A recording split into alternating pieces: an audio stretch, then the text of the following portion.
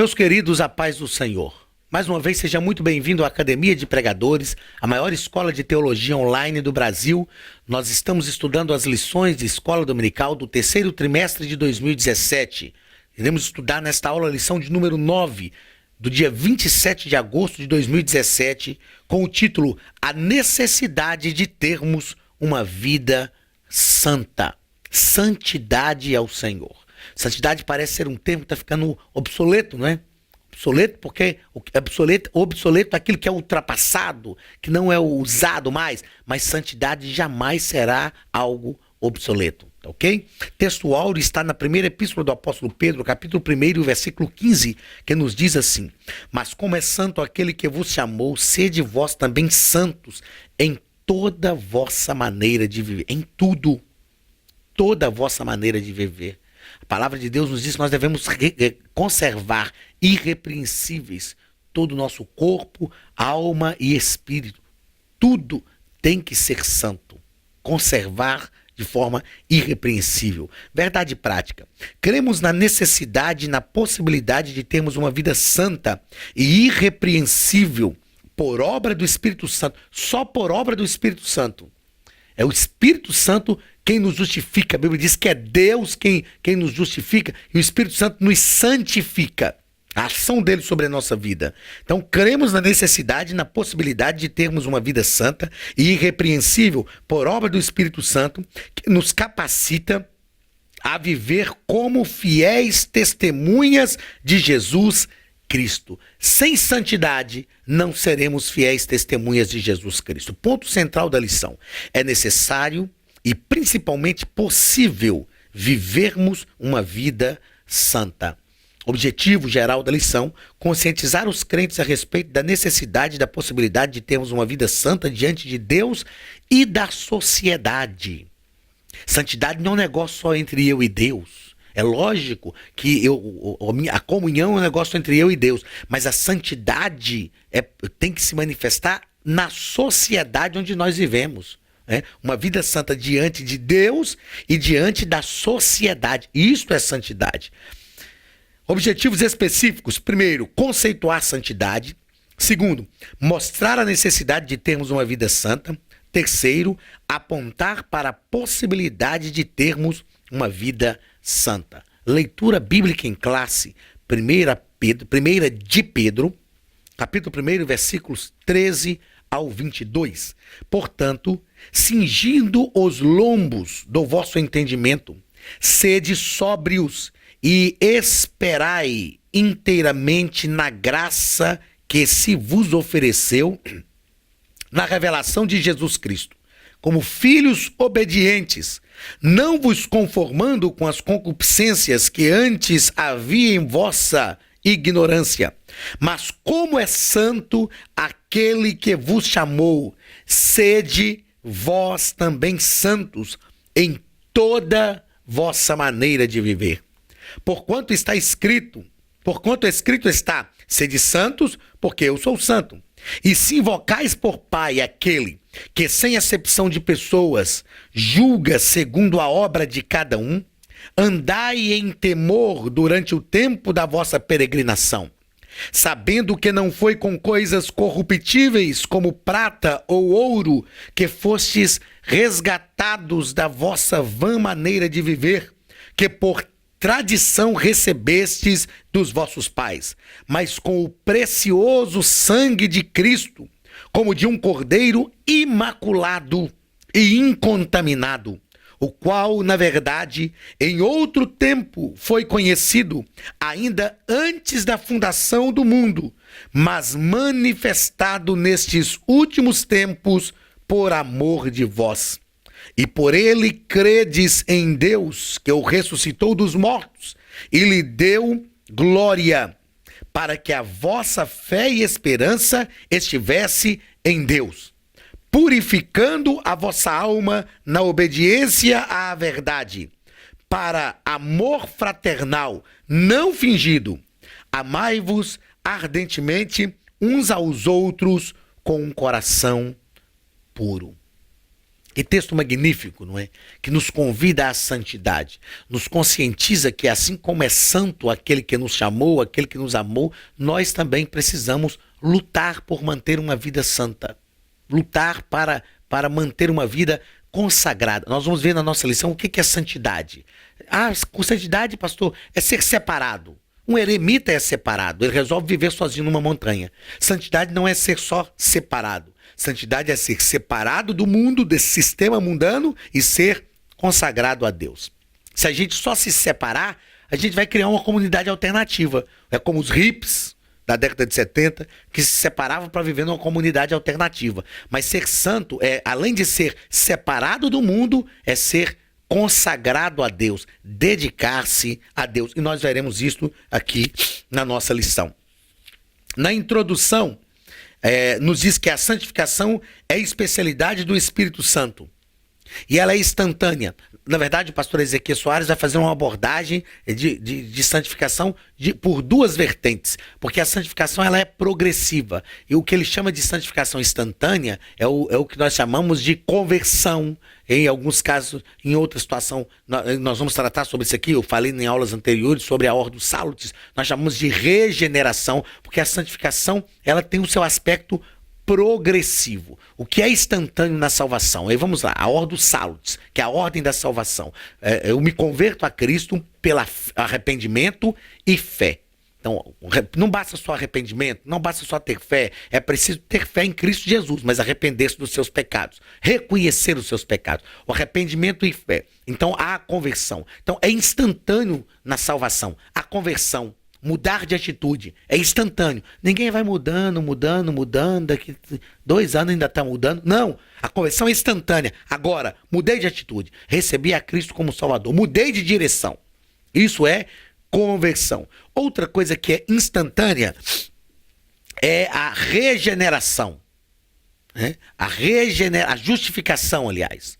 A justificação. O que vem antes da regeneração? O que é a justificação? Tem a ideia de uma declaração diante de um tribunal.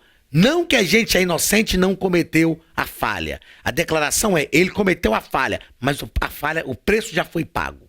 Jesus já pagou no Calvário. Somos justificados pelo seu sangue. Romanos capítulo 5, versículo 9, se não me falha a memória.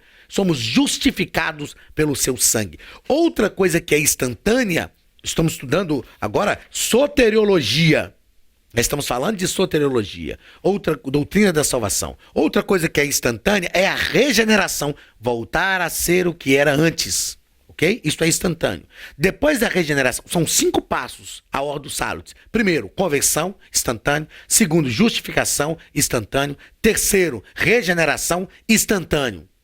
O 5º passo é a glorificação final. Quando o Senhor arrebatar a igreja, seremos glorificados. É o 5º passo. Mas o 4º passo é a santificação. Aí a Bíblia diz que a vereda do justo é como a luz da aurora que vai brilhando mais e mais até ser dia perfeito. Na nossa lição, o pastor Ezequiel Soares vai apresentar 2 ou 3 vezes, ele vai falar sobre essa santificação imediata, instantânea. Na verdade, ele está usando essa santificação para falar de justificação, de regeneração. Que faz parte, se não for regenerado, não for justificado e regenerado, não passará pelo processo de santificação, ok? Então a conversão a Cristo é instantânea, conversão, a justificação é instantânea, a regeneração é instantânea, santificação progressiva e a glorificação final, Ordo Salutis, 5 passos da salvação. Será a glorificação final, será também instantânea. Primeiro ponto. Definindo termos, a santidade de Deus. Essa santidade é absoluta, pois Deus é santo em seu caráter e essência. A essência de Deus é que ele é santo. E um Deus santo exige santidade. Desde o povo de Israel, Deus já havia dito isso, lá no Antigo Testamento.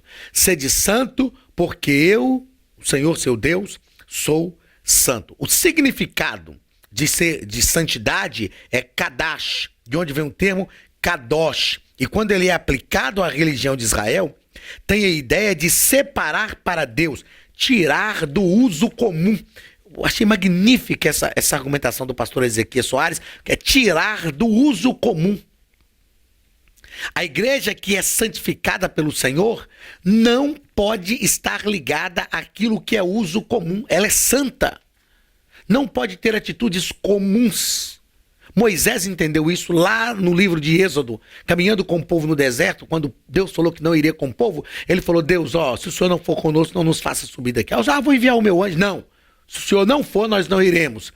Aí Moisés diz assim: não é porventura em andares tu conosco, que isso nos faz diferentes dos demais povos da terra? Não é porventura em andares tu conosco, que isso nos faz diferentes dos demais povos da terra? Isso é sair do uso comum. Se somos santos, se estamos santificando a nossa vida para Deus, nós precisamos sair do uso comum. E, meus irmãos, é hora dos crentes entenderem isso. É hora de sairmos do uso comum. Deus não nos chamou para ser... Eu falo que crente não é uma pessoa comum. É normal, ou pelo menos tidos dentro dos padrões de normalidade social. Mas nós não somos comuns, porque nós temos o Espírito Santo que habita dentro de nós. E isso nos faz pessoas não comuns. Terceiro parágrafo do primeiro ponto: exclusividade. Dizer que qualquer coisa ou pessoa é consagrada, é santa, é separada e dedicada a Deus, significa dizer que pertence a Ele ou serve a Ele com exclusividade. O que é sagrado não pode ter uso comum. Exclusividade. Deus exige exclusividade. Não há como servir a Deus e servir ao mundo. Não há como servir ao Senhor e servir ao inferno. Não há como comer na mesa de Deus e comer na mesa do diabo. Exclusividade. Deus exige exclusividade. Segundo ponto: a necessidade de termos uma vida santa. Primeiro parágrafo: Israel.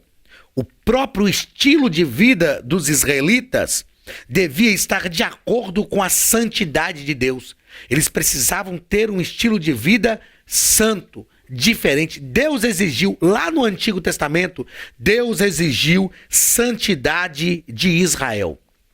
Se para Israel Deus exigiu santidade, e para nós hoje que o Espírito Santo habita em nós, Deus exige também santidade. Então a igreja, os mesmos propósitos de Deus para Israel são propósitos de Deus também para a igreja. Então a mesma santidade que Deus exigia para Israel, Deus exige também para a igreja. Assim como os israelitas fomos chamados por Deus e separados para o seu serviço, agora somos sacerdócio real, nação santa, povo adquirido. Então precisamos lutar para sermos santos, andar em santidade, em novidade de vida, separados para Deus, com uma vida transformada pelo poder da palavra de Deus, através da ação do Espírito Santo sobre a nossa vida.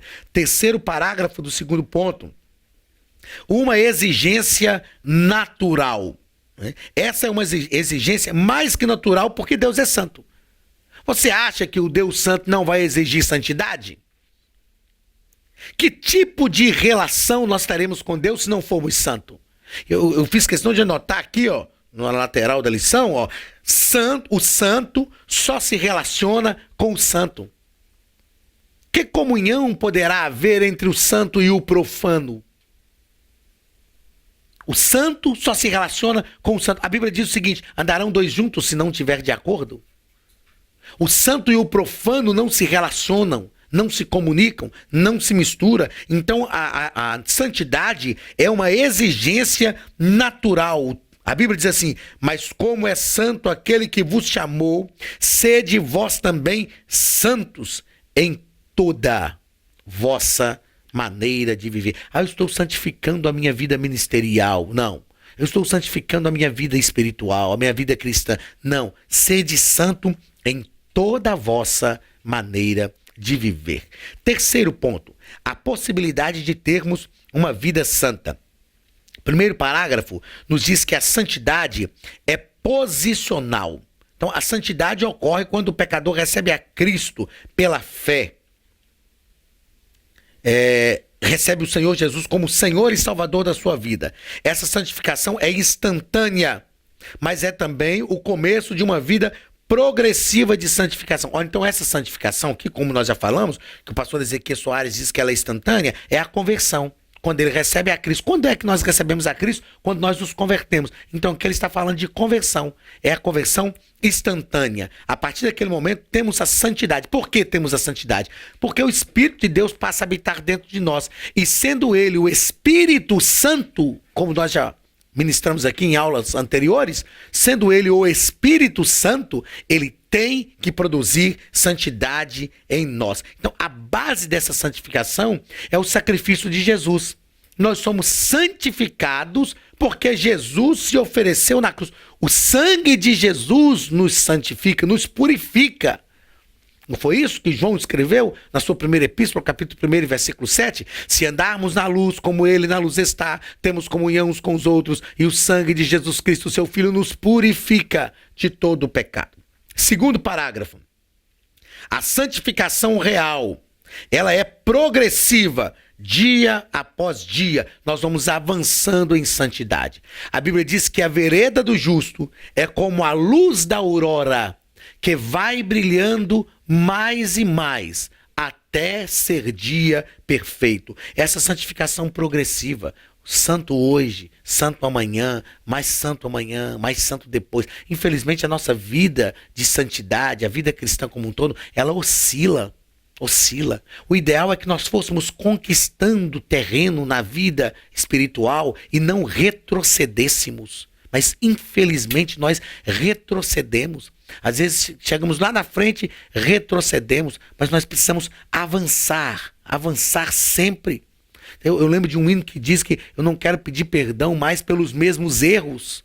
É isso, é aprender com os erros que cometemos e não cometê-los mais. Avançar nessa vida, nessa projeção de vida santa. Terceiro parágrafo do terceiro ponto. A santificação futura é o terceiro aspecto da salvação, conhecido também como glorificação. É o que nós falamos aqui, que é o último passo da Ordo Salutis, que é a glorificação final. Convém que isso que é corruptível se revista da incorruptibilidade, e isso que é mortal se revista da imortalidade. E quando isso que é corruptível se revestir da incorruptibilidade, isso que é mortal se revestir da imortalidade, então se cumprirá o que está escrito: tragada foi a morte pela vitória. Onde está a morte, a tua vitória? Onde está o inferno, o teu aguilhão?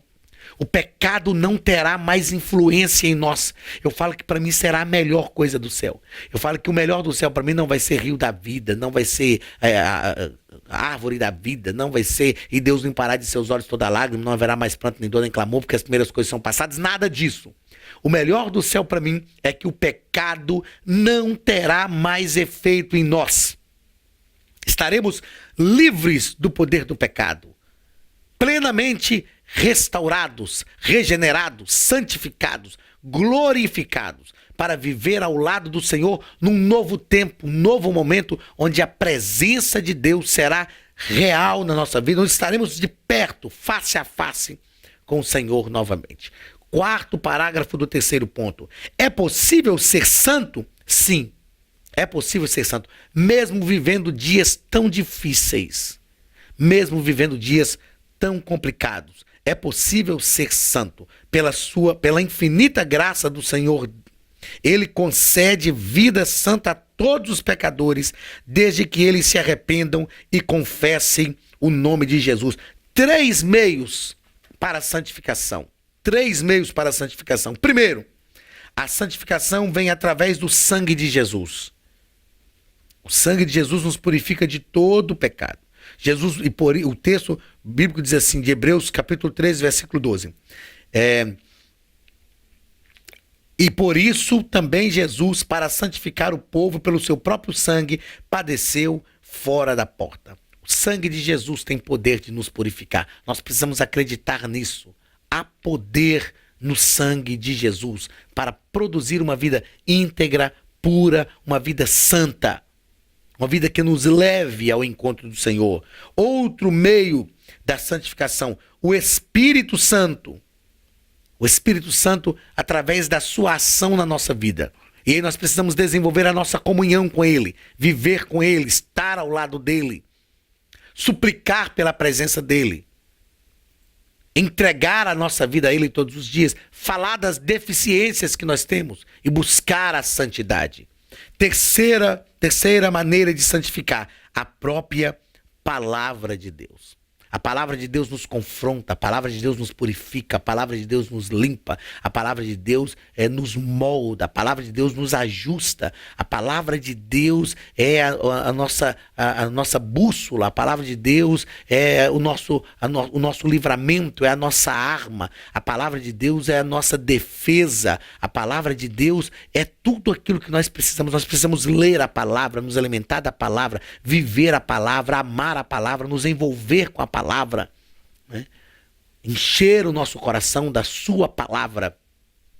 O salmista diz assim: como purificará o jovem o seu caminho, observando-o conforme a tua palavra. Então, a palavra de Deus é uma ferramenta, um meio de purificar a nossa vida. Então, nós somos santificados através do sangue de Jesus, através da ação do Espírito Santo e através da palavra de Deus.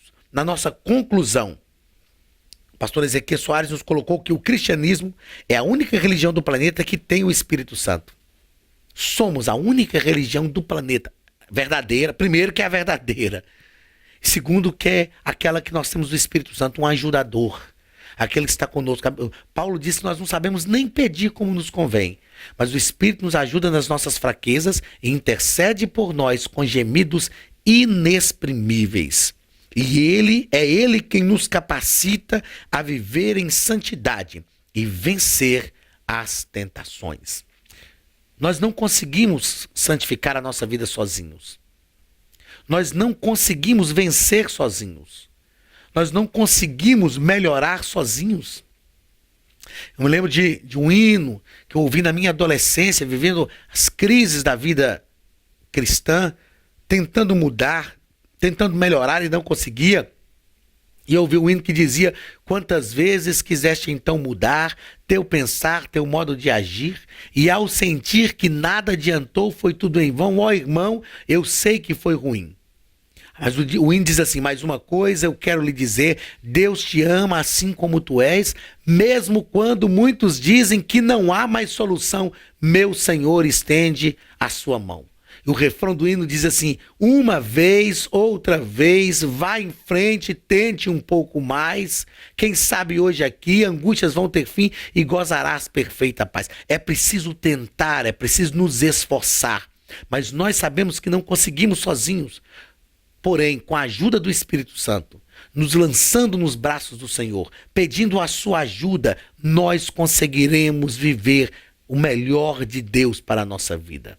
Santidade de Deus para a nossa vida, santidade ao Senhor. Precisamos de uma igreja santa, lavada e remida no sangue de Jesus, para que o Espírito Santo reine em nós e nós sejamos verdadeiramente o povo de Deus, um povo diferente e que clama, que brada por santidade de Deus nesta terra.